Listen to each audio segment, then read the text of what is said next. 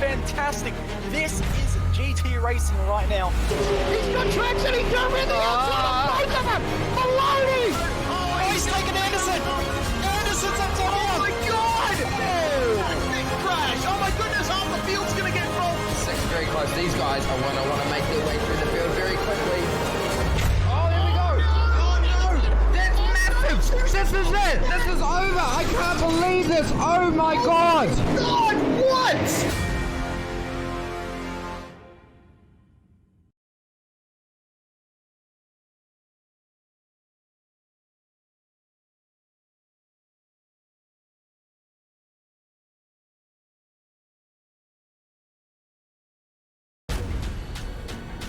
This is the original esport racing game. This is iRacing.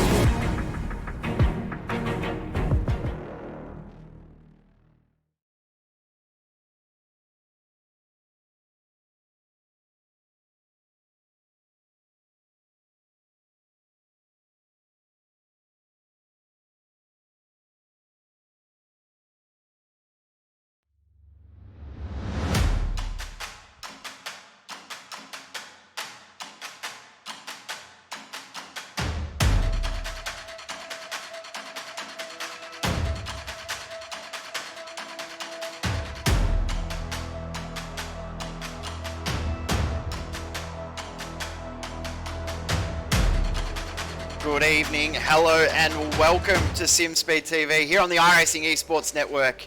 It is time for AOSC action here tonight from Suzuka, presented by West End Mazda and Parramatta Isuzu Ute, the AOSC Season 7 round number 10.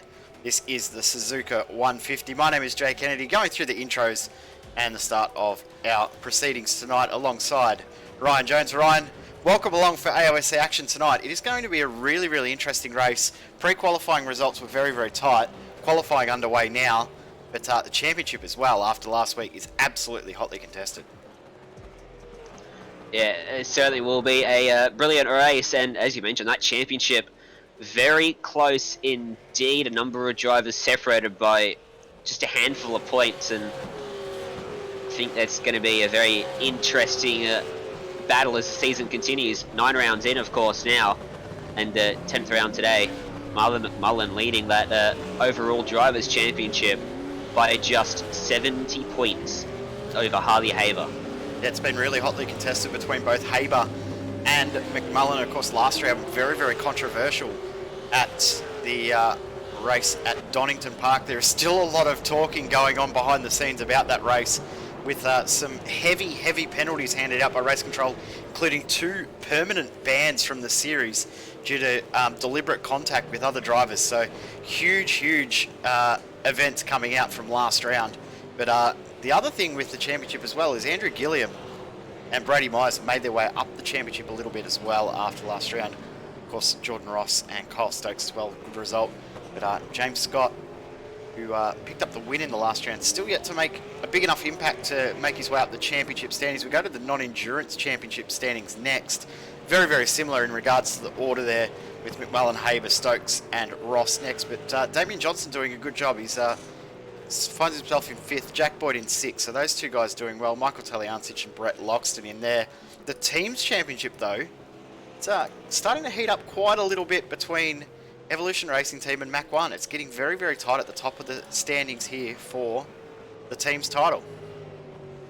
Yeah, it really is, and Mach 1 have got Harley Haber is right up there in contention for the championship, and Stephen Varga, he's not up in the top 8, so if Varga can find a few more points, Mach 1 will find themselves right up alongside ERT, who've got a pretty strong lineup, and you know, Jordan Ross and Kyle Stokes were sitting 4th and 3rd respectively in the overall standings, so it's going to be great, that little battle. If Varga can find a bit more of a result, you know, closer to Harley Haber, it's going to be good to see how that one evolves, because Mach 1 pushing hard, and behind them GRM, or Gone Rogue Motorsports, they're right behind Mach 1, and roughly about 120 points in that as well, and then a close fight for 4th between the 2 Pursuit Sim Racing cars.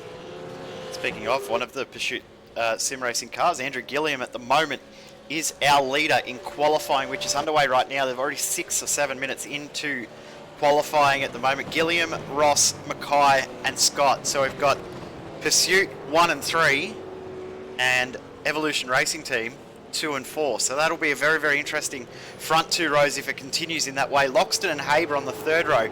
Kyle Stokes and Marlon McMullen on the 4th row. Great to see Jake Blackhall and Michael Barron back out on track 2 this week. They're in 9th and 10th at the moment, but a whole heap of drivers in this field that we haven't seen for a little while, and a really mixed up field. Jet Bennett doing a great job in 17th at the moment. He's up the field. A little bit of a smaller field as well, because Suzuka is a track that we haven't raced at in the iRacing V8 for quite a long time. No, it isn't, but it's a great little track. Not little track, it's 5.8 kilometers long, but it's a great track, Suzuka. 2-minute 2-second lap time, so quite a long track, and as well, and it provides some great action. It's got a very high average speed, around 170 k's. You got some incredibly fast corners, like, you know, the famous 130R, this entire midsection of the racetrack, and it's great action that we always see here, and it's going to provide an interesting race. We're going to see a safety car at some point tonight over the course of the 25 laps we've got ahead of us, 150 kilometers of racing. Pit window approximately anywhere from lap number 19 to 16. These drivers are going to come in, fill their cars up with fuel and get back out there. Try and not get caught out by the safety car, which always seems to be the biggest talking point, is who does and doesn't get really hurt by these safety cars. Yep, 100%. That is a big factor in tonight's proceedings, whether we see safety cars affect the race in that sort of thing, weather conditions for the race. So very early morning. It's not even 7 a.m. in sim time at the moment, so cars are out on track very early. So cool track, very hot conditions, and very unlike the real life Suzuka, which is basically a lake at the moment with the typhoon going through. But nice and cool track conditions at the moment, 30 degrees. The track will warm up throughout the race, which could affect when drivers take their pit stop.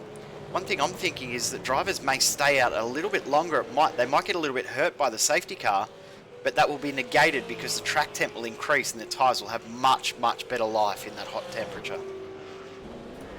Yeah, exactly, and these are all things that these drivers are going to have to think for themselves as they race around this racetrack, and not always do these drivers have crew chiefs out there watching the race for them or strategists to work it out for them, and it's very difficult to keep your focus on a racetrack like this while also figuring out, hang on, I need to make a pit stop at some point. When do I do it? I don't want to lose time. How can I gain time? Undercut, overcut. It's a lot of work mentally, and these drivers will have it cut out for them. Watching Darren Goosey coming around the final corner, currently out in 29th place. He was looking to try and improve his time. We'll see if he can do it. Doesn't look like he has on that particular lap. Unfortunately, no time registered there for Darren, but he currently actually lost a spot there because Greg Sharp did move up. Also saw that David Kinman moved up the timing sheets as well. Nathan Tregarthen and Christian Smart yet to post lap times in this session, as well as Chris Barnes, Matt Morris, Brian Borg and Matthew Deere. So a few drivers that haven't posted times yet, but a few drivers that aren't far off posting another lap time. We'll go to Scott O'Keefe next. He'll be the next driver in this group to post a qualifying time. And O'Keefe currently on a 2:04.4. He's done a very, very consistent job over the last few rounds. Looking quite good. Here he has, and going to be looking to keep that up and continue that consistency and move forward in the championship. Is a little bit sideways on the brakes into that chicane. Important to get a good exit from this chicane, and very tricky this last corner if you know you're on a good lap, because if you get too eager on the throttle, it's very easy to spin out, lose a lot of time. A 2:04.837, 4/10 slower than his previous best. Doesn't improve that time around though. Have a look at this for a bit of teamwork. Kidman and Mackay, bit of drafting. James Mackay will get a big advantage into 130R. He'll be looking to improve on his current lap time, which puts him in third. So, Gilliam and Jordan Ross, the only two drivers into the 2:02 bracket at the moment. So looking to get a bit closer, and he will. That's a good lap, and that'll put him into second, front row for Pursuit Sim Racing.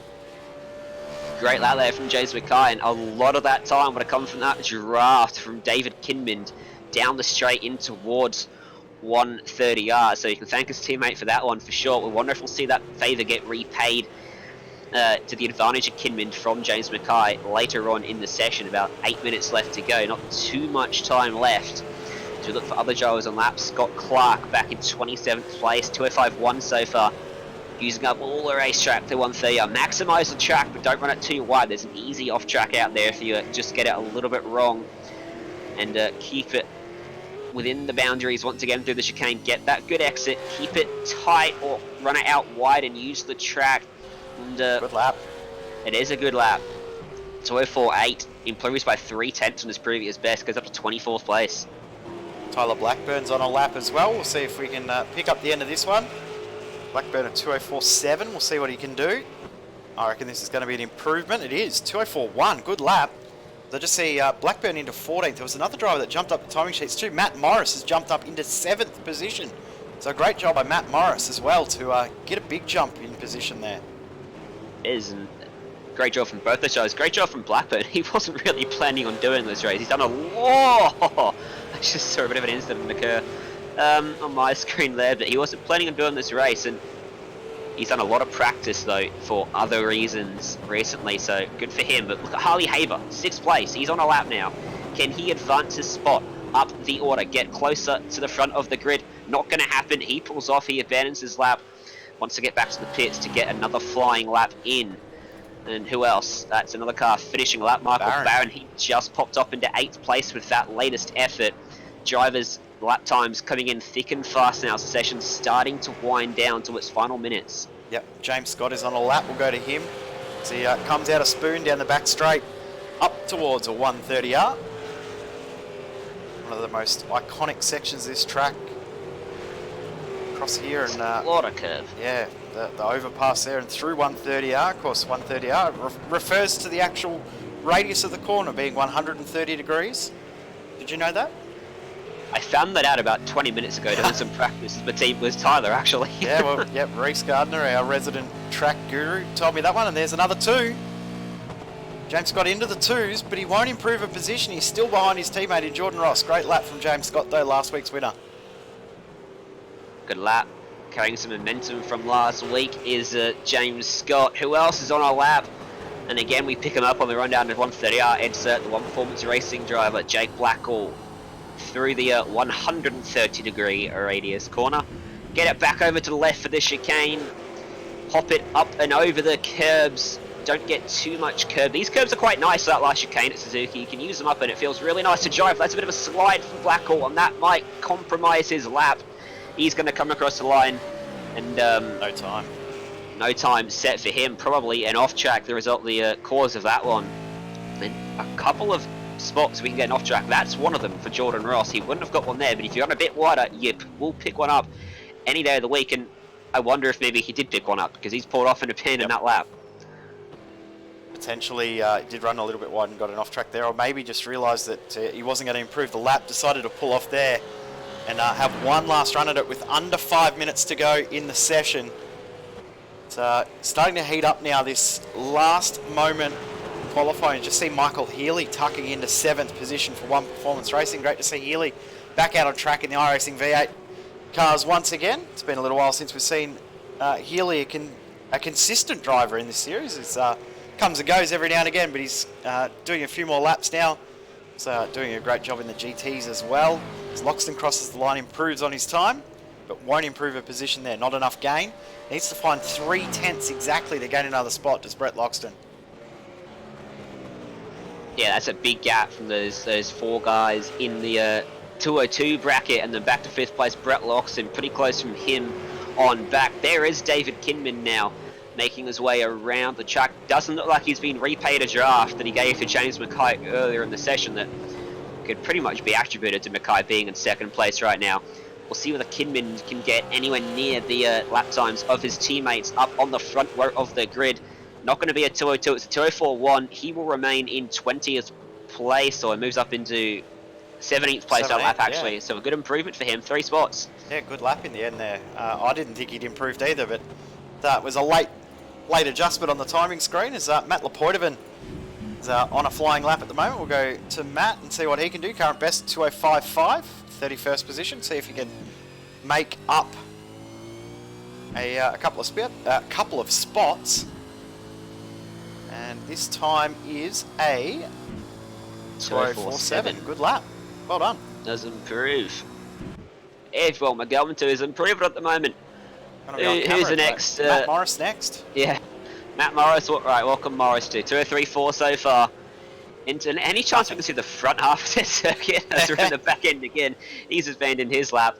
And, who else we got now? This is Harley Haber heading over the overpass. Figure 8 circuit, Suzuka, the only one on the Formula 1 calendar, the only one in iRacing as well. There's actually 2 on iRacing. Everyone forgets. That's used, particularly okay. Iron Park gets used by us. The iRacing community uses it quite a lot. I'll admit, I completely forgot Owen Park, so shame on me. Haber crosses the line, does not improve on this lap. He's going to have to go again if he wants to get another run in. He will not, so yeah, he might not have enough time at all actually. Try and pick up another driver on a lap. Jamie Stovald's just completed a lap. He probably won't improve. We'll go to Andrew Johnson back in the field. He'll be the next driver to actually complete a flying run, as most drivers are on their out laps to try and get it done perfectly, or are a little bit further back in the field to start their final flying run. You can see in the background there one of the Gordon Road Motorsports cars. That will be the next car we pick up, that being Scott O'Keefe. He is also on a flyer at the moment, so we'll see how these guys go. As Johnston does a good job to pull it up, but probably slowed up a little bit too much through the middle of the chicane there. Yeah, I think he's on an outlap too, because 205, 206, 207 as he gets across the line, yeah, so maybe he's just starting a lap 2 now. We're going to see a flurry of times come in late in the session here as it starts to heat up here in Suzuka. Scott O'Keefe coming through the last few corners now. He is on a flying lap, it seems like. He's currently back in 23rd place. He'll want to be a bit further up the order. He's right on the danger zone for chaos and anguish at the moment with how we see races often go on the first lap. Good lap 204.1. He props up into 16th place, escapes some of the midfield carnage that we may see. Who else? Who else we got? Jordan Ross. Here we go. Yep, This could could be a good lap. a pole lap. Let's see what he can do down the straight. Getting a nice draft as well off the car in front of him. That's Jamie Stavold giving him one heck of a draft into 130R, but will Stavold hold him up? That could be the issue, and he doesn't. He gets out of the way. Jordan Ross allowed now to continue with his lap. Undefeated, but he's locked it up and run wide and ruined it. And we'll never know whether Jordan Ross is on track for pole with that lap, because that's his qualifying session done. Jamie and Johnstone, we picked him up earlier. Scott Gamble, 204.89, doesn't improve. Johnstone we saw earlier on as brother, maybe, Andrew Johnstone. Are they related, Jay? I've got no idea, actually. I can't confirm or deny, because I honestly have no idea.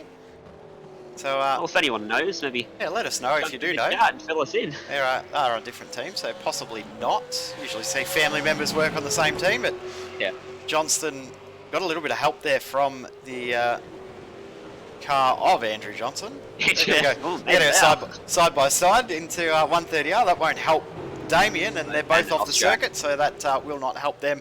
We'll go back in the field a little bit. Michael Healy is coming up to spoon one of the more iconic corners on this circuit. The continually flowing left-handed double apex. One of the most amazing corners on the circuit. Very, very tough to get right in the iRacing V8. Healy with 203.4. He'll gain a spot if you can find 1/10 of a second. He doesn't have to get much to gain a spot, does Healy right now? He doesn't. He's one of the first couple of drivers not to be in the 202s. That's a 4-car party still. The Loxton and Haber, the 2 cars in front of Healy, who haven't made it in. Let's see what he can do. He's going to peel off into pit lane and not complete that lap, so no gain for Healy. And I think that's almost everyone. Brett Loxton's still on a lap. Can he break into the 202s at the last second in qualifying? Round the final corner, coming up to the start-finish. Line's 203.2 currently. He improves, but not on his position. Still a 203.204 in the end for Loxton. Harley Haber down, heading towards 130R. Sean Thompson just ahead of him as well. Haber's the first guy not into the 202s. Or the second driver, sorry. Off. And he's gone off the track. Ruined that one, and I mentioned earlier, very easy to get an off track on the exit of 130R. Haber proving that point exactly. Brian Borg hasn't set a lap time yet. If he gets anything on the board here, he should improve his position. As long as he doesn't... You'd hope so. You would hope so. The marker to gain a position is 208.9. Oh! Oh, no! And he's not going to do it. Won't improve. So that's our field sorted. Set a lap time. I'll tell you what, that was a good commentator's curse you just put on him there.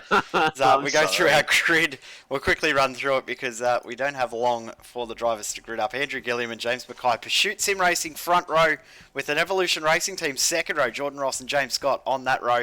Brett Loxton and Harley Haber on row number 3 with row 4, Michael Healy and Matt Morris. Behind Matt Morris with Michael Barron and Kyle Stokes rounding out the top 10 ahead of Marlon McMullen, Damien Johnstone, Pickett, Blackhall, Thompson, and then Scott O'Keefe in 16th place.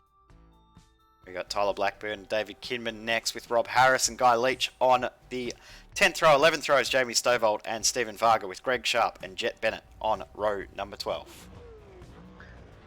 Simon Vella, Scott Gamble, Matt Lapoitovan, Christian Smart, Scott Clark and Lindsay Hobbs, Shane Rayner, Chris Barnes, 32nd, and then just in behind, Matthew Deere, Goosey, Mark Dial, Anthony Green, Hayden Cunningham, Andrew Johnstone, Bradley Lindsay, Brian Borg, and Nathan Tregarthen round out this 41-car field here in Suzuka. Very, very cool looking field too. It's going to be a very, very interesting race between the Evolution Racing team drivers on the second row, the front row of Pursuit Sim Racing, and then you've got Brett Loxton and Harley Haber, also championship contenders. Marlon McMullen a long, long way back there. You can see him in the yellow and black car on the inside row, 8 cars back in 16th position. Oh, sorry, 14th position, 7 cars back. That's a long way back. Yeah, well, I can't add.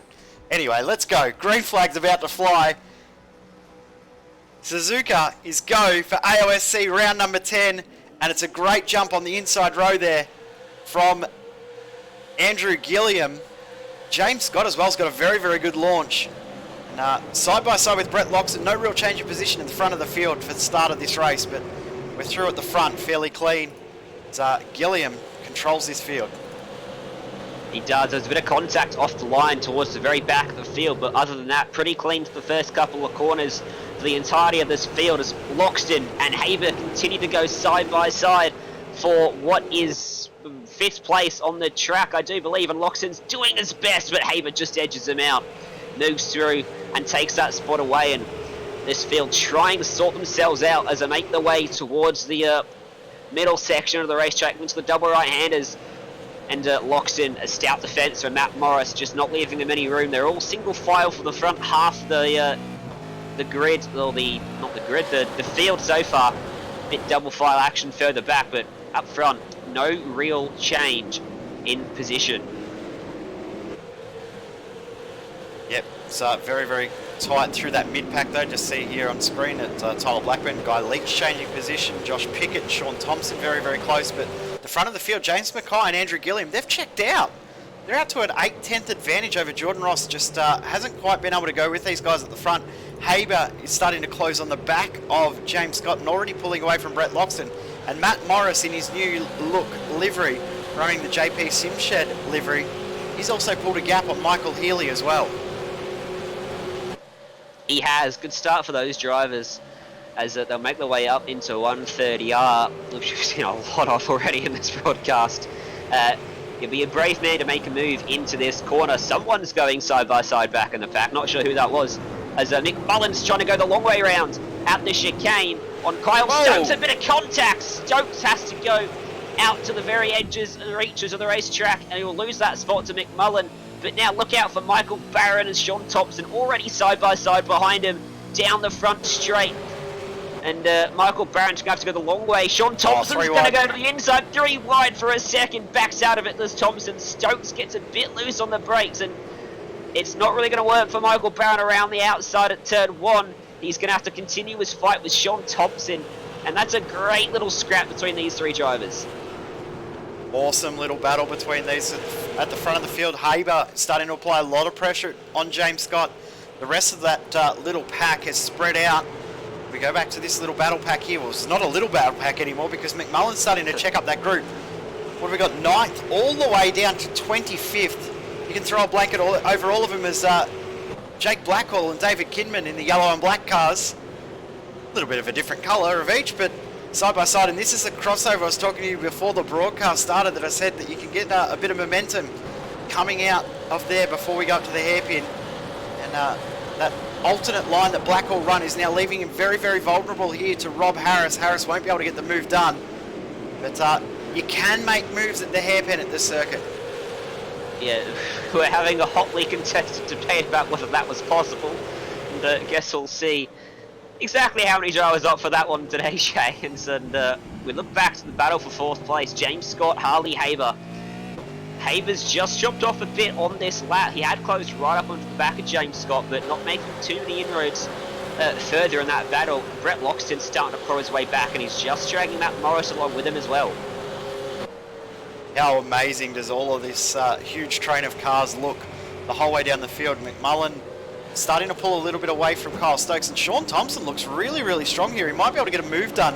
He runs really wide through 130R. Tucked right in under that rear wing of Michael Barron in the Mach 1 Esports car.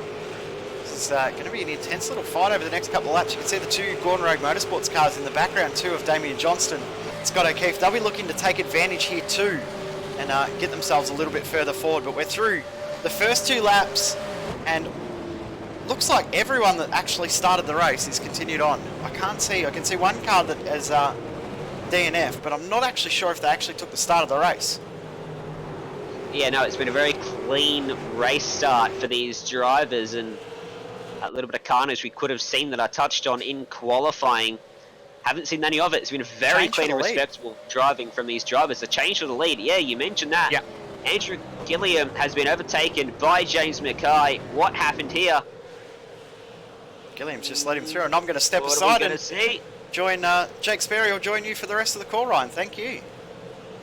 Well, apologies there, ladies and gentlemen. Apparently it takes 25 minutes for a Windows update, and that makes me very, very angry. James Mackay, though, takes the lead away from Andrew Gilliam. Replay Live brought to you by West End Mazda, and this is how it all went down after 2 laps. So Andrew Gilliam here, coming out to the hairpin right now, has himself in control of the lead. This is the run-up to Spoon Corner. He's already behind at this point, so this is live story that we just saw. So we just saw the replay that happened on West End with West End Mazda, and that was just running wide at turns 1 and 2, making it happen. Now, car in third position, Jordan Ross needs to start making moves and make them quickly to get himself back up the field in terms of the championship. He's got his teammate behind, and he's proving a very strong rear buffer to Harley Haber in 5th position, and that's going to be key for the attack of Jordan Ross here, Ryan, because he knows that if he's going to try and make moves, he's got to try and make them quickly. A good run through 130R, he may have half a chance when he comes down to the Casio Triangle. Thinks better of it this time by. Yeah, Ross will want to make some inroads into this battle for sure. And hello, Jake. Welcome to the booth. Nice to talk to you. And glad you got that winners update out of the way. It's been a great start to this race, hasn't it? Hopefully, not sure if you managed to see any of it, Jake, but certainly good to observe from the commentary box with Jay. And Jordan Ross again is not going to be close enough into turn 1, but he's certainly harassing the back of Andrew Gilliam's car now, applying a lot of pressure to the back of the Pursuit Sim Racing car, and Gilliam's going to want to hold him off for as long as he can, not only for his personal benefit, but he's got his teammate out there in front of him as well, who's going to want to try and protect as much as he can if he can't attack him. Well, I just saw a car just running a little wide in the 10th position, that sort of area around turns 1 and 2, and I didn't quite get an eye out on who that was. He was running a little bit wide, but ultimately able to keep themselves in check and going here as this one continues to be a strong scrap. This is Michael Barron and Sean Thompson going at it together at the moment, and Michael Barron there in the Mark 1 car, just able to get away a little bit, trying to chase down the 2 cars in front. The big key, though, is looking at who needs to go out there and attack at the moment, and one of them is Marlon McMullen at the moment, who I think is 2 cars down the train at this point in time. It's all about chasing. It's all about the next car along, and Kyle Stokes will know that better than anyone as he wants to try and get a wave back. But look at the middle of the pack as Jake Blackall for One Performance Racing running a CQR Club livery, which is just about tells you where he's racing pretty much on a Thursday. Looks to try and continue to harass David Kinman, but as we know, Kinman is one of the toughest people to get by. Yeah, he is going to have his work cut out for Blackball. And just touching on Marlon McMullen, he's made a couple of cars. He's up into 9th place, made a bit of progress off the start. So he's making his way forward, albeit a little bit slowly. Interested to see whether he's looking after those tyres a bit, looking to go long maybe with his pit stop strategy and be there at the end of the stint and maybe try and work the safety car to his advantage, because Harley Haber right now up there in 5th place is really going to be challenging for the lead of the championship if things stay where they are. And this battle for 6th place is starting to close up a bit now.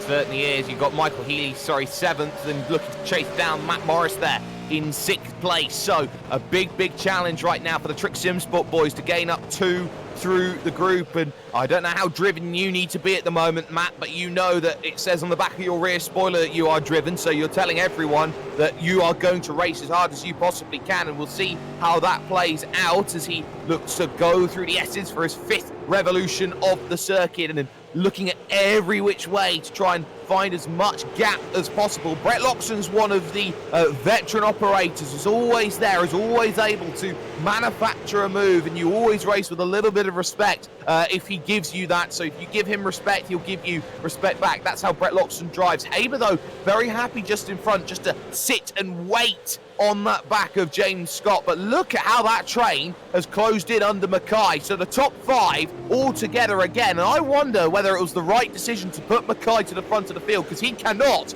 break away and the pack is closing in. Yeah, certainly. And I'm still trying to figure out, Jake, whether it was a tactical change of position or a mistake from Gilliam.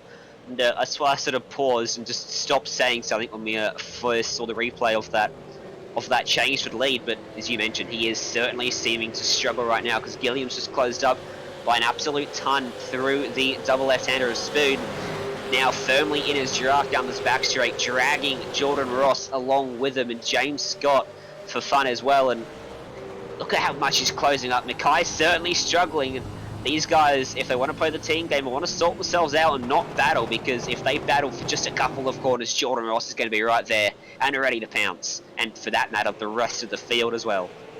Well, everyone in the field knows they've got to go out there and attack incredibly, incredibly hard, and no one knows that any more than Harley Haber in 5th place. We could see 2 moves into the opening couple of corners as they look to try and get to turns 1 and 2. A back out from both then as they look to go through. That was both Gilliam and Haber, but Scott runs wide in the background, and just like that, there's Harley Haber down the inside, and the insurance policy goes and expires for Jordan Ross, because Harley Haber's now into 4th place, and my goodness, after losing out at Donington Park circumstance, he wants to get points back and wants to get them back quickly. He does. He's got a fantastic opportunity with how this race is playing out as well, with how close the battle for the top 3 spots are.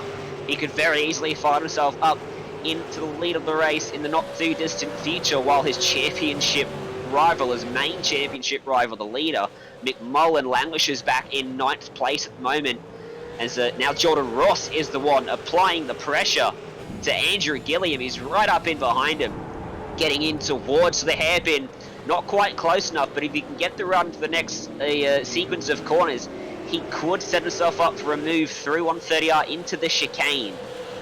Well, I think this is where Jordan Ross needs to be aggressive, because this is where we have seen him be right up there, and a good over the course of a lap is that mid part through the 2 Degners and up into the hairpin, but ultimately coming through Spoon. This is where he's losing the time, and he's not putting himself in a position to attack Andrew Gilliam and the PSR car, because he knows it's just falling away. At the moment he tries to put the power down coming out to the exit, and Gilliam gets the draft from his teammate up to 130R and towards the Casio triangle. This is where you are seeing the difference being made in terms of the battles. Behind that, though, we look a little bit further down the field, because you've still got the likes of Blackwell and Kinman going up, but we do have a replay up on screen brought to you by Western Mazda. This is Hayden Cunningham. Oh, big wiggle into one, and oopsie, round you go. And I think, yeah, you're going to have to call that car off, because it looked pretty banged up and bruised, and I don't think you're going to get many more smiles out of that machine as that one comes to an end. Here's Brett Loxton, though, thinking of the inside here on Matt Morris. It's the first time he's had a real look down to the inside, and he's not quite found it just yet, so he's probing now to try and find his move. Not quite there. Yeah, not quite, and these 2 have both dropped to Michael Healy. He was right there with him when we first picked up on this 6th place battle, and Healy is slowly but surely falling into the clutches of Michael Healy, and there's a battle between a couple of drivers, a couple of Gone Rogue Motorsport drivers as well. Joshua Pickett sandwiched in the Gone Rogue Motorsport sandwich at the moment. That was horrible. But Joshua Pickett trying to attack, but he's coming under immense pressure from Damien Johnstone behind. Scott O'Keefe in front, and O'Keefe runs wide, and this allows him up the inside, and through he goes on Scott O'Keefe, and now he's going to have to defend from Damien Johnston. He certainly is, and Damien Johnstone will want to get through PDQ if he wants to try and get that working, because the train is swarming behind him as they head up the hill towards the hairpin, which of course Southpaw Racer, our good friend Reece Gardner, did a fantastic video on Format Track Designs. But look at Harley Haber, he's all over the back of Jordan Ross on the run to Spoon. Verstappen, Vettel it down the inside, and Jordan Ross makes a huge mistake down the inside. Haber runs wide, but there was no contact between them, and crucially Jordan Ross will pick up the run on the exit because he ran wide, and just like that they've dropped the front 2, but they're braking now for an opportunity, and Jordan Ross better on that acceleration up the hill to 130R. Haber's immediately going to try and come straight back at him at the most dangerous corner on this circuit. Thinks better of it as they go through, and that was a huge let-off there for Jordan Ross. It could have been so much worse. It was incredibly lucky to survive that one and not lose a position. It allowed James Scott to close right up onto the back of them, though. And now Haber will be feeling a little bit of pressure from behind, which he wasn't feeling before that move was attempted. And meanwhile, it does allow a bit of breathing room for Mackay and Gilliam out front as they continue to sort themselves out, as we see our first pit stops of the race. Matt Morris and Sean Thompson are into the lane. as is Marlon McMullen, so that's crucial. McMullen getting the stop out of the way early, and remember the caution really does help those who come in earlier rather than later. That caution can come at any point at any given place in time. You've got to make sure that you get yourself in and out very, very quickly. Train still behind Josh Pickett though, as they continue to scrap for the minor positions for the top 10. Now out on track, Pickett, O'Keefe, Johnstone, Kinman, Blackhall, Harris, Leach, Blackburn, Stovald, Varga, all in that train, all the way back down to probably about net 20, and I put that as a 10-car train going up the hill who cannot make moves. Yeah, these guys are struggling, and that's Scott O'Keefe, is it? Trying to go up the ins, trying to defend Damien Johnstone. Johnstone thought about it, thought better of it, but these guys are really bunched up, and this is a huge train of cars. At the moment, Scott O'Keefe is the cork in the bottle. Pickett was able to get by, but Johnstone can't do it. He gets a bit loose, and look at that, almost getting into the back of him was David Kinman. And it's just a huge concertina into every corner as they all close up and then fan back out coming out of the corner. Well, this is the issue that they're having at the moment. It's two teammates going at it together, and if they really wanted to, they could coordinate. Nobody else to get by at any point in time, as Blackhall gets a nice little slide going on into Spoon, and he's done well to save it and hold it together as he now puts on the power down the hill, out of Spoon, and now all the way over to 130R. Once again, some good battling between them at the moment. Is Andrew Gilliam, though, at the front of the field, the closest he has been? Does anyone dare dive it down onto pit road? No one dives onto the lane out of your front five at the moment on lap 8 of 25, so for all of the time being, it's nice and safe at the moment. Gap when they crossed the line was 3.5 tenths of a second, no chance for a move. Into turn number 1, oh, mistake from Mackay, and it's rolls reversal, through goes Gilliam up into the race lead. And that is almost a carbon copy of how Mackay took the lead in the first place. Gilliam going wide for whatever reason. Mackay's done the same thing there. And I'm a little bit interested, Jake. Don't know about you, but I see that was a mistake or a team tactic there. But either way, that has changed the lead of the race. And we'll see now whether Gilliam can pull away and open up a gap, because Jordan Ross is now right there with Mackay. Well, the thing is, Gilliam's missed a lot of races. I wouldn't call them team tactics. I'd call them genuine mistakes at the moment, because Mackay, when the pressure has got to him, has buckled before in the past. So he's got to be careful, and he's already in a defensive mode because Jordan Ross is all over him as they get on the brakes into the hairpin once again. So at the moment, Haber gives him a shot as well in the back. So everybody's starting to fight together. Lap times were 2:05s when they were crossing the line, and just keeping an eye out, Brett Loxton, who's got through and has been very helpful in terms of his battle because all of his rivals have gone away. He's matching the leaders at the moment, and he's only 2 seconds here off of James Scott, so he's really gaining an advantage by all of this battling happening as Harley Haber again looks to try and line up here on Jordan Ross and try and move up into the podium positions. I think that these drivers need to pit, not for themselves, but because of Brett Loxton behind, who is still a threat in this race. Certainly, and if they're being held up, pitting as well will release them into what they will hope will be clean air. Haber, he's got a great run. He's going to look to the inside of the chicane. That was a fantastic dummy to the outside, and a move up the inside. If he can prevent the crossover, it'll be done. And Dustin, that was textbook. That was fantastic.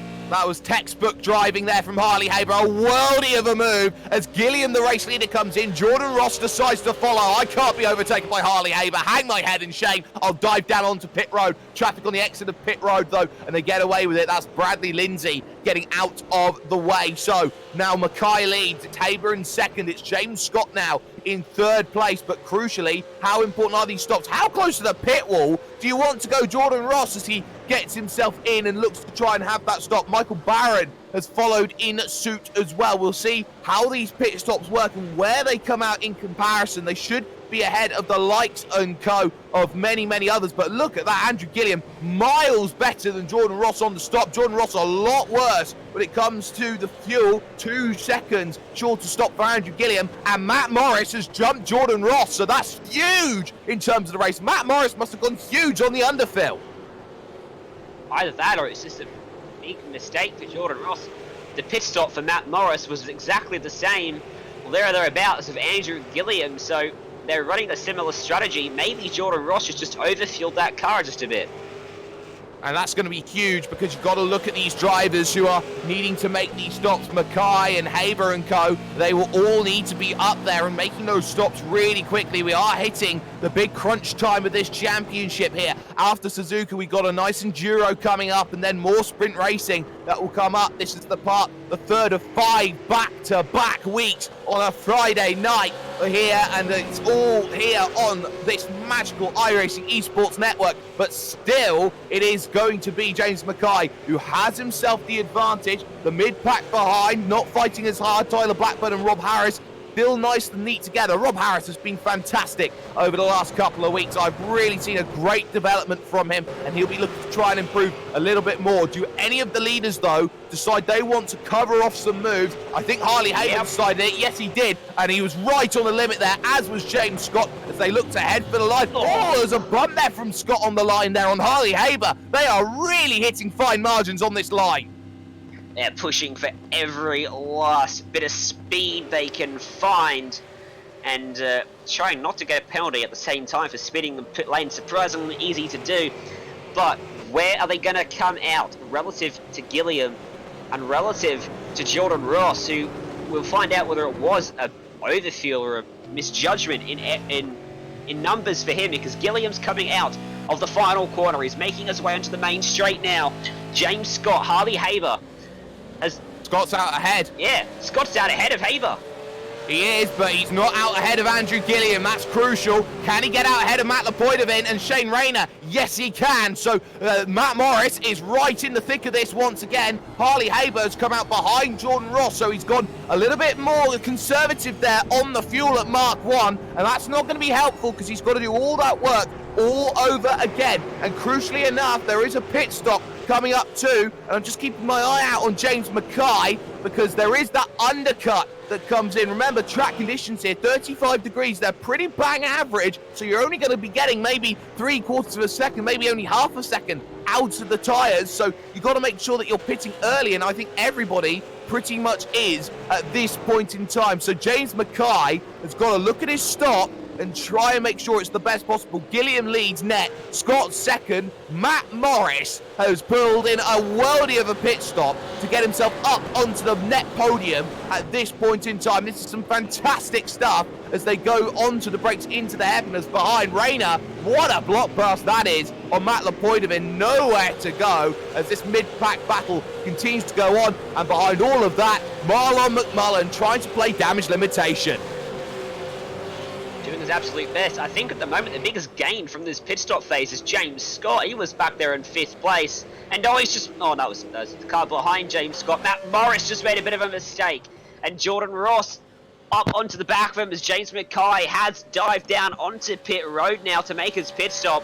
Where's he going to come out in this battle of ever-changing positions in the pit stop phase? Andrew Gilliam coming out of 130R and into the chicane as I'm just watching this battle between Scott and Ross, or Morris and Ross. No changes there.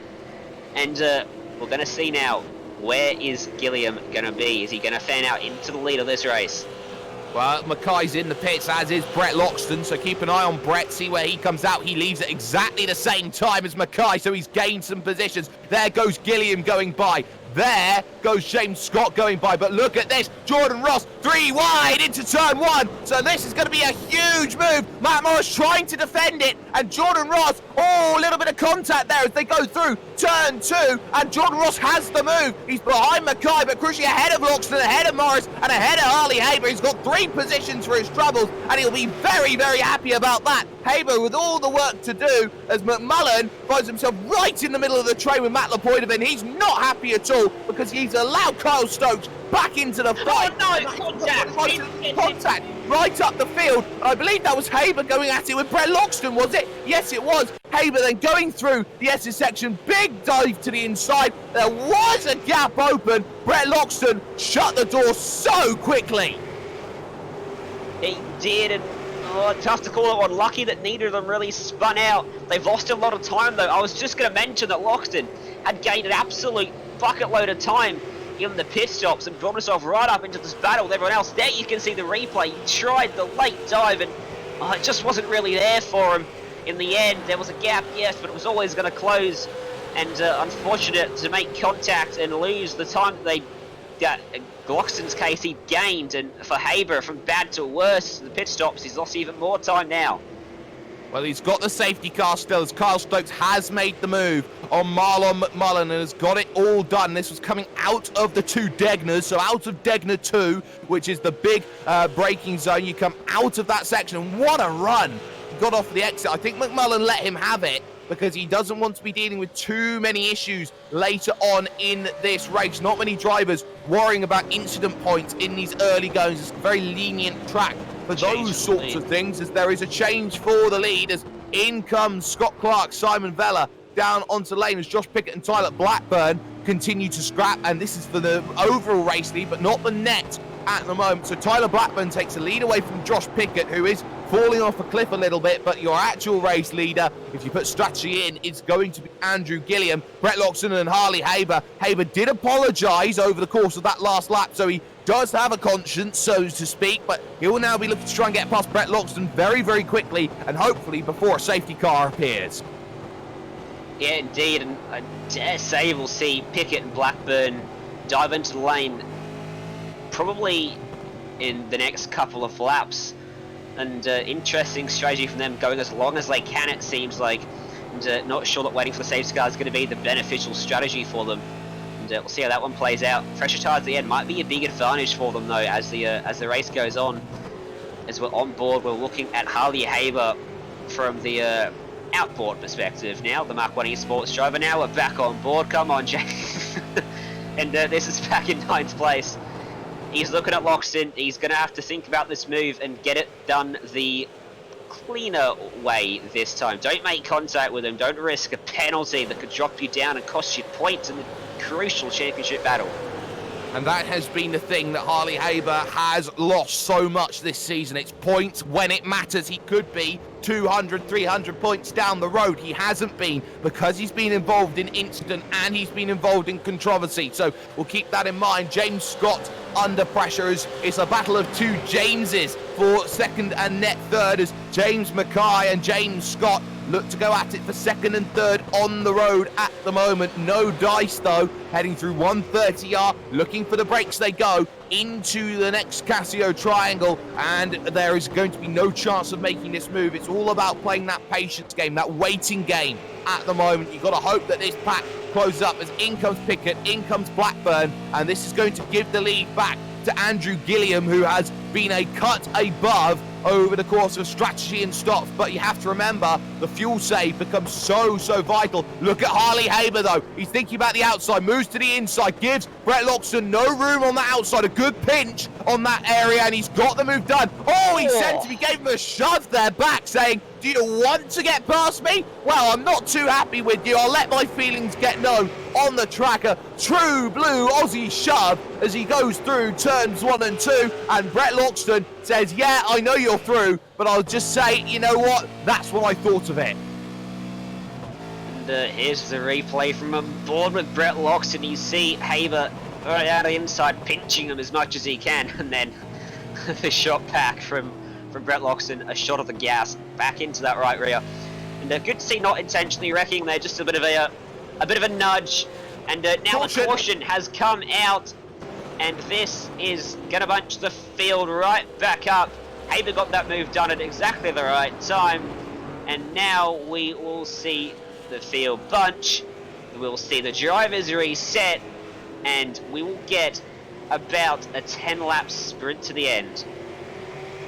Well, there's a little bit of conversation going on between Brett Loxton and Harley Haber. Brett saying that he had a car in front of him and he wasn't happy about Harley going for the move when it was very clearly going to put multiple cars at risk. So both of them are going to continue to hash it out over radio communications as they go under caution. But very, very crucially, though, got the move done right before the caution window. Someone who couldn't was James Mackay. So Andrew Gilliam then leads this race. James Scott in second, James Mackay in third. It's Jordan Ross fourth, Matt Morris fifth, Harley Haber back in sixth, Brett Loxton seventh, Kyle Stokes eighth, Marlon McMullen's ninth, and it's Sean Thompson who is rounding out the top 10 at this point in time. worth noting that both Carl Stokes and Jordan Ross are still in with a very, very good shot in terms of this championship, both non-enduro and overall at this point in time. Carl Stokes is only 269 points back coming in. Jordan Ross maybe a little bit more after a slow start to the season. So this is going to be a very tough challenge for them to gain all those points back. But what Jordan Ross has done over the last couple, if not 3 to 4 rounds, is that he has consistently put 30, 40 points on Marlon McMullen. It's not enough at the moment, but with McMullen in 9th right now, this is perfect for Jordan Ross because he's going to pick up best place of about 100 points here to bring his championship back into line. Why is Gilliam ahead of the pace car, I wonder? What's going on there? That Gilliam, a race leader, is ended up that far. Yeah, exactly, that's what he is doing, but interesting turn of events there for Gilliam, and shouldn't be any fouls for that one, but just a bit interesting to see. And I do recall mentioning the tire advantage that guys like Pickett and Blackburn that pitted as late as they possibly could see, and those guys have circled back out into 18th and 22nd. I'm going to be watching them closely to see how they come through the field, because they've done pretty much nothing on their fresh set of tyres, whereas the guys they're racing have done upwards of 5 or 6 laps on their tyres. So that midfield battle certainly has some potential movers that we could see, and up the front as well, no doubt. This is going to be a fantastic finish, eh?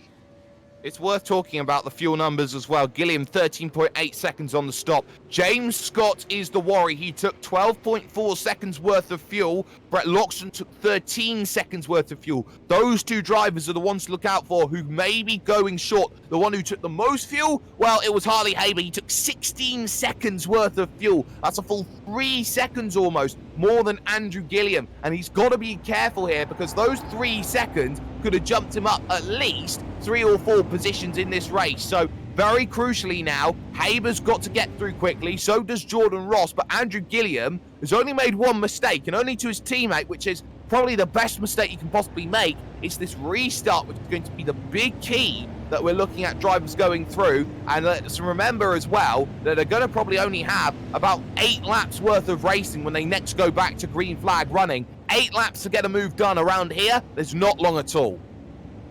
It's not the easiest track to overtake at. We've seen already it's pretty tricky to get right. And just worth mentioning that, you know, with those fuel numbers, James Scott was 1.4 seconds slower than Andrew Gilliam, or quicker than Andrew Gilliam in the pit stop, which means he's taken roughly 4.5 litres less fuel, which is about a lap's worth of fuel. So he could be in a bit of trouble here, or having to go a bit conservative with the fuel and save a bit when they go back to green, because surely with their pit stops they've already factored in safety cars. Well, look at this. You're seeing just how much James Scott is trying to fuel save as he goes around. He's leaving a good 5 car lengths here to Andrew Gilliam, and that is very, very crucial at this point in time, because you look at just how much he is trying to lift and coast, turn off the engine and turn it back on through every corner and try and reignite it. A new feature that's come into the vehicle over the last 6 months or so. Just every which way you try and save fuel as possible, you are using it, and you are using it to the best of your advantage. One of the best fuel savers in the game is someone I normally spend my time in the commentary booth with here in AOSC. That is Ross Rizzo. Normally, you've got to keep your revs in and around 80%. It's all about incremental percentages when it comes to fuel saving, more rather than the lift and coast when it comes to the clutch pedal. Yeah, indeed, and Ross would have given us a great insight there, Jake. I'm no Ross Rizzo when it comes to the deep and meaningful on the ins and outs of these races, and I recently lost a race on fuel mileage, so that's a sore subject for me. I did not know how to save fuel, but I saw these guys at the front. They're very experienced. They know what they're doing, and James Scott, you can see, you've mentioned already, hanging back, saving as much as he can, and safety car will no doubt help him. The longer it stays out, the better off he will be by the time we get to the end of the race. Mandatory iRacing safety cars, as they are behind the iRacing Ford Mustang safety car, probably the longest serving safety car that iRacing has ever had. They'll have at least one more lap to go around and get themselves through. Of course, that's 3 laps that you have pacing behind safety car, and one of them has already gone, I do believe. We shouldn't expect many takers onto pit road because of the fact that everyone got their stop out of the way early. So that's just something to keep in mind. I think a couple drivers are thinking about, is there an idea of coming down in? Matt Lepoidovin will have to come down onto the lane. He did not stop under a regular green flag running, so that's going to drop him right to the back, and he is the only driver come down in. So that just tells you how backed up he is at the moment. These drivers, though, there is one more thing that does worry them, as the lights on top of the iRacing Ford Mustang safety car have gone off, including, or sorry, I should say, meaning that we are going to go to a green flag run next time by. They've got to keep the tyres warm right now, because if those tyres go off and they go cold, they're going to be a nightmare to deal with on the restart. Yeah, exactly, and it's something we see in the real world so often, where drivers that have seemed to dominate the race struggle and get overtaken off restarts because their tyres are 4 out of 10 and they can't get them back into that optimal operating range that these tyres just love to sit at. And it's quite a small range, to be honest with you, and that's why we see trouble so often. And I think a lot of these drivers will be ever so thankful we don't have the new tyre model in these cars just yet, but when we do, that'll be so much more prevalent, and these drivers will be fearing that day when that comes. As much as I'll be reveling in that, Jake, I'm sure you're as excited as I am. When that new time model comes to these particular cars, these safety cars, going to be so much more exciting. They certainly are. Marlon McMullen, though, keep an eye out on him. What does he have to do right now, Ryan, to push himself through the field? He's in 9th place. He's got Sean Thompson behind, who wants to make a splash, make a name, who's been knocking in and around that top 10 for a number of races now. You've got Marlon McMullen trying to get past title rival Carl Stokes, Brett Loxton, who's never easy to get by, title rival Harley Haber, Matt Morris, who's having a worldie of a performance here today at Suzuka, Jordan Ross, title rival, James Mackay, who is always very difficult customer, James Scott, and then Andrew Gilliam. You got 3 title rivals in that train, and Marlon McMullen has not shown the pace to go up through the field. We've seen him be aggressive on restarts. We've seen him almost as aggressive as Harley Haber on restarts. How aggressive will Marlon McMullen be, knowing that he's got to think about the championship, knowing he's got to make positions to gain some points back and try and get as much damage limitation as possible? Well, it's such a tricky spot that he's in right now, because everyone behind him from 10th on down, relatively speaking, not much to lose. They can afford to be aggressive and face the consequences afterwards. And the 8 key people in front of him, in this race, they're probably the 8 hardest people to pass on this racetrack. So he's going to find it hard to progress. He's going to have to be aggressive. But with the championship in mind, how aggressive do you be? Because if he's aggressive, he makes a mistake and makes contact, damages that car. There's so much more to lose by finishing down the order than there is by gaining these last, half a dozen spots or 8 spots he could grab. And it's those spots that he needs to grab, and he's got to think about, okay, are they manageable goals and are they easy positions to get? Because I don't think any of those are yet, and I'm not sure he's going to be happy sitting in 9th place as they run with just a handful of laps to go. For Andrew Gilliam, he knows one thing and one thing only. He's got to stay ahead of everybody else, and crucially, his teammate. He could, very well in theory here, Ryan, coordinate the start with James Mackay. He could, and I dare say we will most likely see a fantastic jump from James Mackay, and we should see Scott most likely fall into the clutches of Mackay. We often see the leader get a fantastic restart on iRacing and pull out a length or 2 on that second car behind. And if that 3rd place guy, Mackay, knows when Gilliam's going to go, he's going to be all over the back of him, and we could see pursuit 1-2 once again.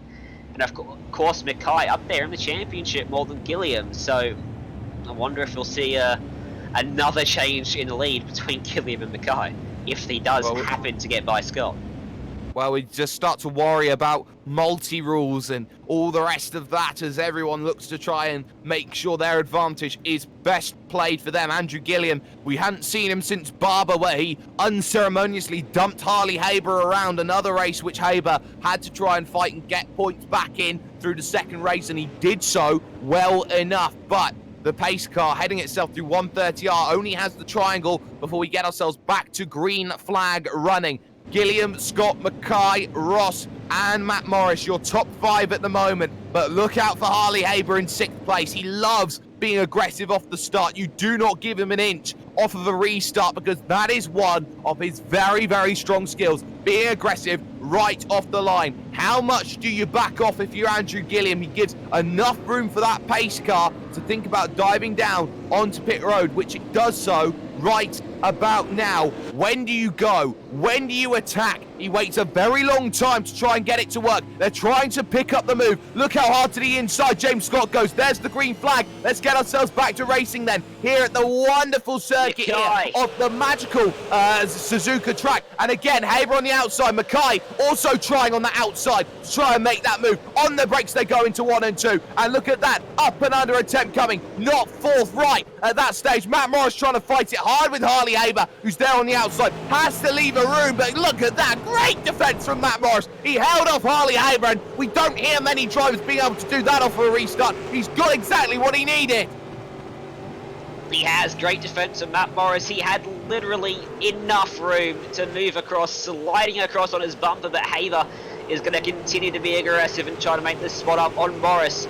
And Mackay, it looked like he did know when Gilliam was going to jump. He got a great restart, but unfortunately he couldn't get to the inside of James Scott, and that cost him. Scott did a great job to defend potential crossover that Mackay attempted mid-corner, but look at the run he gets over the second of the Degners, and he's off the inside into the kink before the hairpin, almost making contact, trying to go the long way around.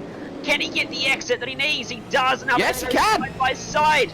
And this should be the spot for Mackay as they make contact, and now Scott falls back, and he's going to be in the clutches of his teammate Jordan Ross now. Well, perfect there as James Scott struggled through the second part of Dana. And then Jordan Ross, you can't go for a move there. He had to pull it up. I don't think he was trying for a move. He just did. Harley Haber is through, though, in the background. Matt Morris has run himself into troubles, and he's done it all on his own. So they were going through that section of all of that. Matt Morris gets himself out wide. He caught the grass and he spears into the wall, and he's lucky he's not caught anybody else in all of that as well. A freebie for everyone, as Matt Morris's day will come to a premature end in the wall at 200 right, and that will promote Harley Haber inside the top 5. Once again, contact in the background. That's Sean Thompson, who's gone spread eagle sideways as he tried to get on the brakes. There was contact with Michael Healy down at the Casio Triangle. Not ideal at all between them, but James Scott now moves back through the field, allows his teammate then to go through, who runs wide through that section. Haber trying to be ever the aggressive pitbull terrier around the outside. He can't make the move. He can't. There's great battles happening all the way up and down this field, and Haber is got by Morris, and now he's trying to get by Scott as well. He's already lost 2 spots off the restart as James Scott, or 1 spot, sorry. There's 2 spots. I've just failed in my quick math there, because Jordan Ross just got by him, and now Haber's giving him a bump in the middle of the corner, and he's off into the grass. But he keeps it on the track. He gets it back on track relatively quickly. Look at Stokes!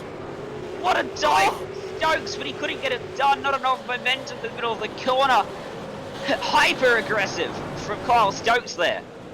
Well, Kyle Stokes is playing the ultimate team role. He's got to distract Harley Haber as much as possible to help Jordan Ross. The whole change of positions, that is a tactic from Evolution Racing Team, because James Scott and Jordan Ross, they have changed positions, and they have crucially changed positions to allow Jordan Ross the opportunity to attack both Mackay and Andrew Gilliam. And crucially, Mackay looks like he is absolutely soaring at the moment towards his teammate Andrew Gilliam. We'll see how that one plays out towards the end, but James Scott, the big key bottleneck at the moment in terms of the championship battle, because Harley Haber needs as many positions as possible. McMullen is there in 8th place. He's only there in 5th, and he ideally needs 4th, maybe 3rd, to gain something meaningful coming out of this event. Towards the Casio Triangle once again, not close enough this time to make the move, but crucially, time is running out. They have themselves 7 laps to go when they cross the line. 7 laps. A 2-minute racetrack, still about 15 minutes of racing left, but there's not much time left. As you mentioned, it's tough to make an overtake stick around this place. They're going to have to fight hard. Haber's so late on the brakes, closing up so close to the back of James Scott. He's very good on the brakes into turn 1 at least. Not going to be able to make a move though up around the S's section of this racetrack. He's going to have to wait till at least the 2 Degners. At least there, and we've seen him just trying to make those moves on James Scott, who, remember, has to fuel save hard. He was the quickest guy on pit road, maybe too quick, as the door again left open to open up this massive left-hand curve up the hill. Of course, the final corner of late Jules Bianchi, and we wish him all the best as things go on. But still on the brakes they go, rights of Degners, and this is where you got to try and attack James Scott through this section, and along you go. No chance this time. Try and make that move. Initiative lost then from Harley Haber as they go on. Behind that though, Thompson, Healy, Johnstone, Stephen Vargas in there as well. All of them fighting for a top 9 and 10 position, which Healy holds at the moment. Damien Johnstone, let's not forget about him for the moment. He's right up there in terms of the championship too. Remember, he is only in 6th place, and he's done so through sheer consistency value. Johnstone needs some good points as well. He does. He's only gained 1 spot from where he started, 12th up to 11th. He's got a couple cars in front of him who I watched a couple of laps ago off the restart were super aggressive and almost had a 3-way crash, and Johnson was almost a part of that as well. So it looks like he's just fallen off a little bit after that bit of contact, but the battle for the lead is starting to close up once more. Mackay is getting really close to the back of Gilliam, is starting to close right up, and Haber is applying the blowtorch to James Scott. He's all over him. He's almost pushing him around the racetrack now. He's so close to making a move, but he still hasn't been able to get it done. But he's firmly in the draft. Down the main straight, we go for the lunge in turn 1. He tries, but he can't get it done. What about turn 2? He gives him a bump and run from Harley Haber. He goes through on James Scott. Was there contact? I thought there was. I'll have to go back and have a look at it though. Well. And that was not quite what they were thinking about there. They tried to get in, and Harley Haber, I'm just going to take a look at this one again, because I'm not sure that they made contact. I'm really not sure. Haber gets in. It's close. I think there's maybe, I'd say, slightest little nudge, the slightest little push to the pass, but I think that was fair game from Harley Haber. Both drivers went deep on the brakes. I think James Scott was going to miss the corner either way, so that is going to be a good position for Harley Haber. Next up's Jordan Ross, but he's got to work hard to gain that place because he is about a second down the road, maybe 1.2 now away, as Mackay and Gilliam, now nose to tail, have to keep Jordan Ross at bay if they want a Pursuit Sim Racing victory. It could so easily fall away, but Harley Haber, another position he's gained on Marlon McMullen, who is in effective no man's land at the moment, hoping for accident. Yeah, he is, and this is fantastic for Haber's championship battle. And in terms of the lead, Gilliam and Mackay are both leaving Ross behind. A few tenths quicker last time by. Mackay, the pick of the top 3 drivers for pure speed at the moment, is just a couple tenths away from getting the maximum effect of that draft off Gilliam in front. Then we'll see him really start to close up and start to harass his teammate for the lead of this race. That's a potential move. James Scott thought about it, showed the nose, trying to put off Haber. In the end, he wasn't really ever close enough though, as a side-by-side behind them, and we'll get an instant replay up as Kyle Stokes moves, or keeps his spot ahead of Brett Loxton. Oh, I've just caught it. It was a slide from Kyle Stokes that I've just seen through 130R. If there was ever a brown pants moment, that is a brown pants moment. So that opened up side by side, as we'll get a look at this one again. So look at this, in the clouds, he's looking at it. Oh, he's caught the grass on entry there, and that is always what you're trying to do, maximize the track, but he just took a little too much, grass bit back, and Kyle Stokes is lucky to still have a vehicle in 6th place. Haber did exactly the same thing right in front of him as well, so following each other's tyre tracks there, both of them extremely lucky to get away with that. And Loxton is applying the pressure to Kyle Stokes. He's the faster driver of the two at the moment, it seems. We know Stokes is happy to be aggressive. We saw that incredibly aggressive lunge on Harley Haber into this very corner we're approaching right now. A few laps to go. I assume he's going to be just as extremely aggressive and defensive. Brett Loxton, they're back in 6th and 7th. Harley Haber has not gapped James Scott at all. James Scott's right there with him, trying to set up a run at the moment. Still as out front. I'll tell you what, Andrew Gilliam's turned it back up and pulled out from James Mackay. And Mackay at the moment, maybe just settling in now for that 2nd place. Maybe he is just for the moment, and through the S's, we'll get a replay though, up on screen, brought to you by West End Mazda. And that was behind, that was Thompson and Healy, and Thompson gets a nice little turnaround from Healy, and just like that, positions change in for the top 10 at the moment, and that is going to be key, because Healy now ahead of Thompson, and Damien Johnstone now looks to try and strike in terms of that battle at the moment. When they cross the line, they will have themselves 4 laps to go here at Suzuka, and this is going to be a key little scrap, a key little momentum changer in both of these battles. 5th, 4th, 5th, 6th, 7th going at it, as well as 10th, 11th, as Johnstone can't get the move done on Sean Thompson. Every which way you look, it's not happening, and that mid-pack as well will be like a pack of rabid Wolverines trying to get back in and try and think of a top 10 if they come together and continue to scrap, because you've got likes of Varga, Kinman, Leach, O'Keefe, Borg, Blackburn, Stovall. Where's Brian Borg come from? He started dead last. That's a stunning drive through the field from Brian Borg up into 16th place, and doing a fantastic job. He's up behind Scott O'Keefe and Guy Leach, and these guys haven't really moved anywhere in this race. Guy Leach is up 6 spots, but the guy behind, the guy in front haven't moved much at all. Brett Loxton behind Kyle Stokes, still not making the move.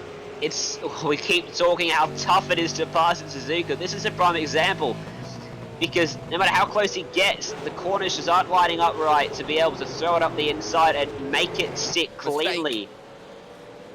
Just saw a mistake from James Scott in front, and that's going to be a little bit of eye candy there for Kyle Stokes. So through the second Degner, gets all of the curb, and he almost plays Tony Hawk a little bit. He gets stuck out there, and he can't turn the vehicle in for fear of spinning it, so he drops himself a good 0.4 of a second or so, and this has put Kyle Stokes now with James Scott in no man's land as they continue to battle it out. And that's going to be the key fact, is the fact that he needs to try and gain those positions. James Scott not in that championship battle. Kyle Stokes is arguably in a better position than Jordan Ross is. They've got to try and push Kyle Stokes further forward. And remember, James Scott is going to be very, very on the fuel, so we've got to keep an eye out on that as things go on. Caught an eye out on drivers just not feeling the best and the happiest behind. Jamie Stovall was getting over the radio because he almost got an absolute mouthful of Josh Pickett heading through at Spoon. Yeah, haven't quite picked that one up myself, but I know that is a very hotly contested battle back there. A number of drivers are in it. I've just gone back and had a look and seen... No, he's fine. Sorry, my bad. He's all good, but I've just seen an incredible battle. 3 cars are bumper to bumper, heading around the last corner. Scott O'Keefe ahead of Brian Borg, Tyler Blackburn. Look at Healy in front. He was right over trying to defend on Sean Thompson. He gave him no channel to go through. I wonder if there's damage. And just like that, Sean Thompson breezes on by and gets the position back. I wonder how much damage there is for Michael Healy. He does not look like he's in a very healthy vehicle at all. He's been fighting so hard. Replay on screen. And just like that, heavy on the defense towards turn 1. And just like that, misses out because look at that down the inside. A slightly missed apex. And that is thank you very much for the 092. Yeah, that front right doesn't look in the best of shapes for Michael Healy right now. He's been in the wars, been in this race, and struggling at the moment. Through all that, Damien Johnstone still hasn't picked up another spot off since this restart. And that's Brett Loxton showing the nose at the hairpin, but not making the move stick at the hairpin. And it's proving a very tough place to overtake, contrary to the remarks of Jay at the start of the race. Sorry, Jay, I win that battle. As we continue to look at the at this race, and I'll tell you what, a second now between Gilliam and Mackay. That one seems to have fizzled out. Jordan Ross is in no man's land, Haber's in no man's land, James Scott's in no man's land. The battles are all down the field now, starting with Stokes and Loxton, and this one too. Pickett on the back of Jamie Stavold. Maybe trying to have a look at Spoon. Not able to get the car up there, but if he can get a run down the straight, he's not quite going to get one, but he's going to be in the draft and see what they can do into the triangle. And Rob Harris is just in behind him too. Harris was up in 11th at one point, back in 20th place now.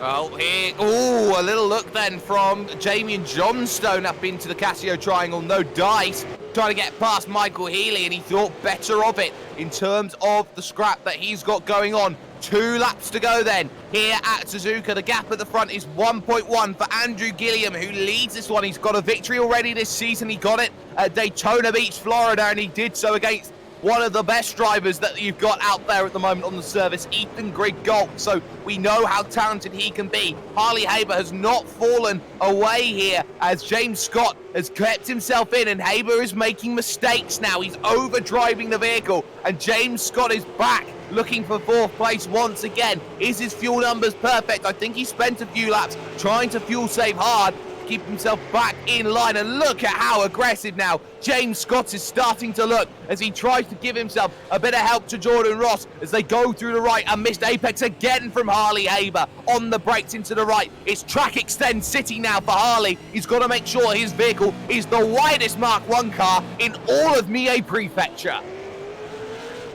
Yeah, exactly, and certainly not on no man's land anymore. He gained 7 tenths on that last lap, did James Scott, compared to Harley Haber, and now right on the back of him in the battle for 4th place. Haber, in terms of the championship, going to want to maintain this spot because McMullen's back in 8th, and I dare say will retain the championship lead. If Haber loses the spot, it may change hands. If they stay where they are, I'm not quite sure on that one, but it's certainly going to be extremely close, and every position's going to count. Every position will count with a lap and a bit to go. Does James Scott go for the move now? Thinking about it. Car length only. Haber defending at 130R. No channel at all for James Scott. Thought maybe about I could just put a nose to the outside. Harley Haber very quickly shut that down and said, no, you're going to have to do this one on the final lap of this race, being taken now currently by one Mr. Andrew Gilliam, as we get a very, very quick replay up on screen of what happened here with Michael Healy as he loses the position with a bit of contact there with Damian Johnstone. Easy buy, easy does it, easy thank you. But the white flag out, and 1 second for Andrew Gilliam. Haber still ahead of James Scott. Stokes still ahead of Brett Loxton. McMullen hoping that all the 4 of them come together at some point over this final lap. This is going to be the test of Harley Haber. If he can stay ahead, I say this is the big momentum changer in terms of the championship. It would fall back into Haber's hands as he chases down McMullen and co, as Jordan Ross there in 3rd position will only take minimal points on Haber, who slides his way through the final parts of the S's section, up through the Dunlop curve and over towards the 2 Degners. Is there going to be a lunge at the big off-camber right-hander? No, there is not just yet. Maybe the second half is going to be the big key place. Try and make that move again. Nothing from James Scott as they go through, but he's all over the back now, and he's got to try and procure a way to the inside. Thinks about it. Just a channel being given. Haber has to give him the room, but he's on the outside, which is difficult, and hung out to dry like yesterday's washing. He will be stuck with no way to get through just yet. He's got to look at Spoon. He's got to look at the Casio triangle. Still no chance of Brett Loxton behind as the pack. But even behind that, Thompson, Johnstone, Healy and co, that will go right to the final corner as they all try and scrap. Andrew Gilliam still safe at the moment as they come out of the Spoon corner. Haber still on that defensive line, and still James Scott only has 1 chance to go, but he's dropped a couple car lengths here, and this is going to be a tough overtake now as Haber immediately hard to the left-hand side, back to the right, serpentining with the 1 movement action that he knows only he has at the moment. Andrew Gilliam is heading himself to the Casio triangle. Is there anything late from one James Scott to try and make this move? No, there is not. In comes Andrew Gilliam to cross the line and win a fantastic race by his standards. They will finish it up as they pick up a great result. Gilliam wins from Mackay. Jordan Ross will get 3rd. Harley Haber beats James Scott over to the line, who runs out of fuel almost there towards the end. Some great fuel saving by him. Stokes and Loxton 6th and 7th, with Marlon McMullen looking at 8th place, thinking, that qualifying bug needs to get better. 11th in qualifying for a championship leader. That was the death knell in the coffin. And if he doesn't want to have a Kyle Stokes season, he's got to have some good results. And you can see his frustration there in terms of his race because he slammed it there, Ryan, into the wall. Replay up on screen. Oh. That was Harley Haber into the back of Andrew Gilliam after the checkered flag flew. What is the story there? Because I don't recall an incident between those two in the race. Oh, he was drifting just it. a bit of... He was trying to drift it. I think that was a bit of an unfortunate contact, and more sinister appearing than it was in actuality. But that closes out a fantastic race as Gilliam almost made contact with another car post-checkered flag. That was Darren Goosey going through. And a great race, that one. A very great race. One thing we do know is that Harley Haber cannot drift a V8. That much we can very much say. But classified results then up on your screen right about now. In 58 minutes and 59 seconds, Andrew Gilliam picks up the win. His gap 0.2 of a second overall over James Mackay for the form finish. The 1-2 for pursuit with Jordan Ross picking up the podium again with another solid third place finish. Harley Haber gets fourth at the end as he does very well to hold off James Scott for fifth place, with Kyle Stokes getting sixth place overall. Brett Loxton, he felt very aggrieved at certain points during this race. It's only a seventh place for him. He dropped 2 positions overall, with Marlon McMullen only getting himself to 8th place and feeling the anger and the frustration as he shows after the race, as that one really did not help the championship leader. No, it really didn't. Sean Thompson and Michael Healy rounded out the top 10 in a battle that were brewing all race long. Damien Johnstone in the end, only 11th place for him. Stephen Varga, I touched on him pre-race, needing to find some results to boost that Mark 1 Esports team up the championships. Went from 22nd to 12th in the race. David Kinman 13th and Guy Leach finishing in 14th. Brian Ball we saw battling late, finishing in 15th. They had a Tyler Blackburn taking home 16th place. Scott O'Keefe faded late, and it was only 17th place overall for him. 18th place would go to Josh Pickett, with Jamie Stovall only getting 19th come the end. Rob Harris rounds out the top 20, falling back 1 position in the course of the event. Christian Smart gets 21st, with Scott Gamble getting 2 little ducks in 22nd. Simon Vella and Jet Bennett 23rd and 24th for the man who started exactly where he finished.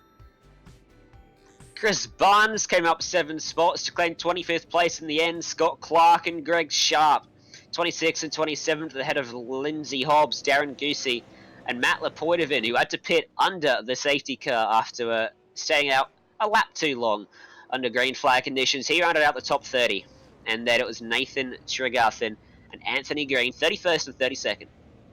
Mark Dial will get 33rd, and the last car on the leading lap is Andrew Johnstone. Of course, relation to Damien Johnstone, the Johnstone brothers there. Vehicles that failed to make it over the line, though, include Michael Barron, who faded late, Matt Morris, who was on for a top 5 finish if things were to stay his way, but ultimately found the barriers on the restart, clipping the grass by running wide at the 200 right corner, which is always very, very much taken for granted. Shane Rayner, Jake Blackall, Bradley Lindsay, Hayden Cunningham and Matthew Deere all failed to get themselves over to the end of this race. But we do have drivers sitting and waiting for interview. First and foremost, we have to talk to the race winner for this one, that one being Andrew Gilliam, who we bring out mid-conversation with his teammate. Andrew, let's just talk about everything that's happened over the last couple of weeks. You had a very tumultuous blow-up at Barber, looking to try and prove some haters wrong, and what better way to do that than victory at Suzuka? Yeah, I've had a pretty messy last couple of weeks, and I'm really stoked to just put my foot down and get some redemption for the team. And well, let's talk about especially.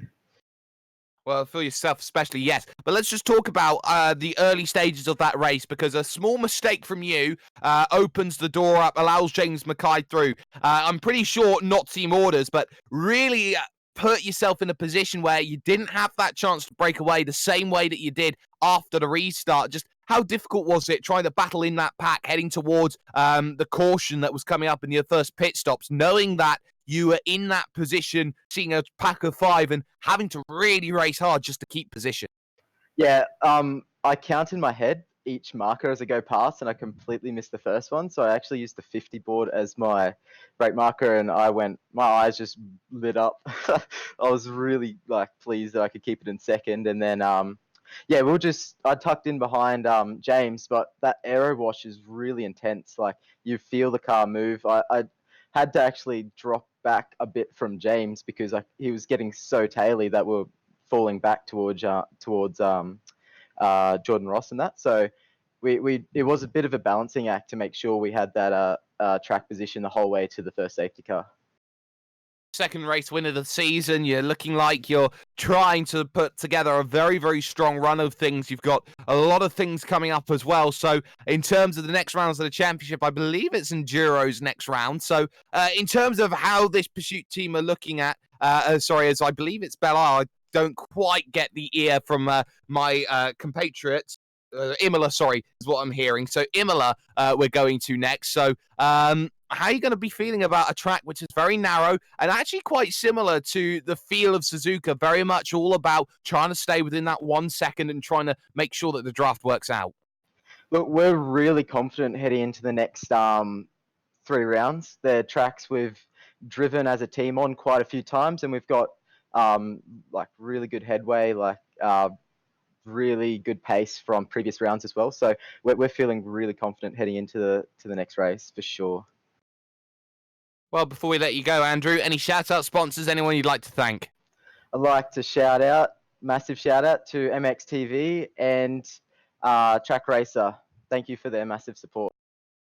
Andrew Gilliam picks up a big race victory. It would be second place for James Mackay. He is stood by with Ryan Jones.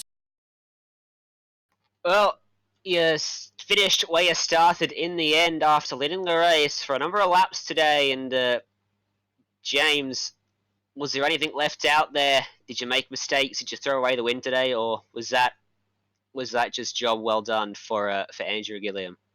Yeah, obviously Andrew, really fast in that last stint. Really good on the old tyres, but there was a couple little mistakes that I made probably earlier on in the stint and trying to get past James Scott before the safety car. But yeah, Andrew was just really fast on them old tyres.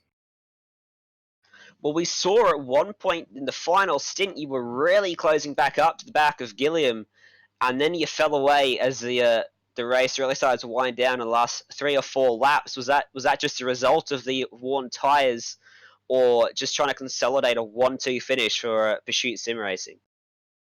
Yeah, obviously 1-2 is probably better than trying to get the win and screwing it up. But yeah, no, he drove really good. Yeah, well, he certainly did, and I think a deserved 1-2 for you two boys out there today. In terms of the championship, a 1-2, you currently sat 4th before this round. Surely you've made fantastic inroads in that battle for 3rd. Looking at that team's championship with a few rounds left, what sort of ambitions do you have? Where can you take that Pursuit Sim Racing 1 team? Oh, obviously, just doing as much practice and trying to get the race results that we need.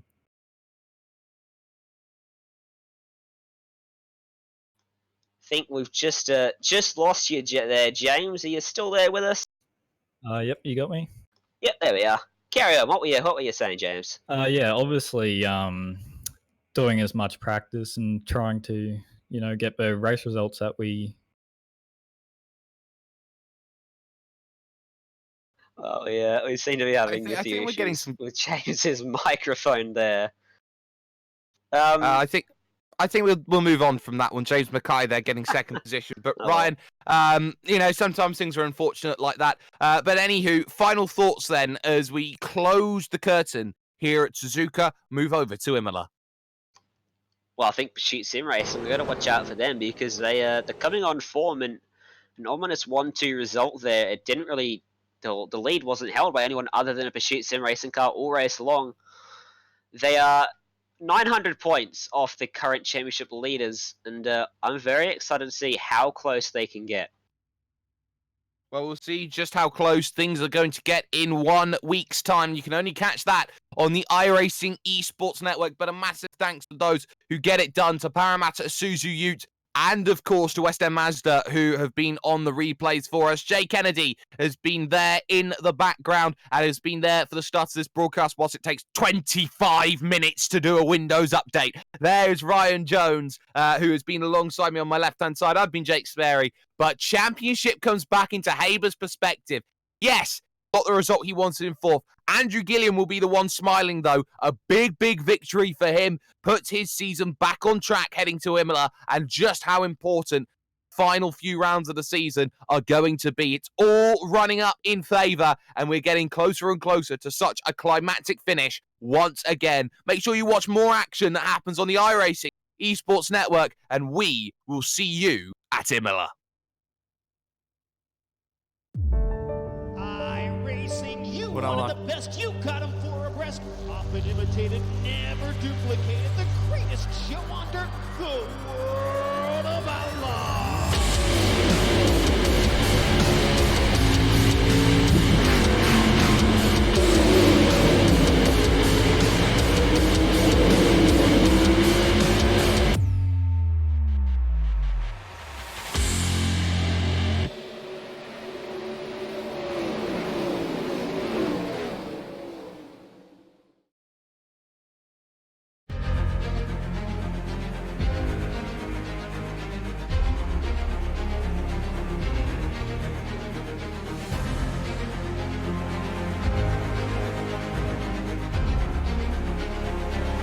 This is fantastic.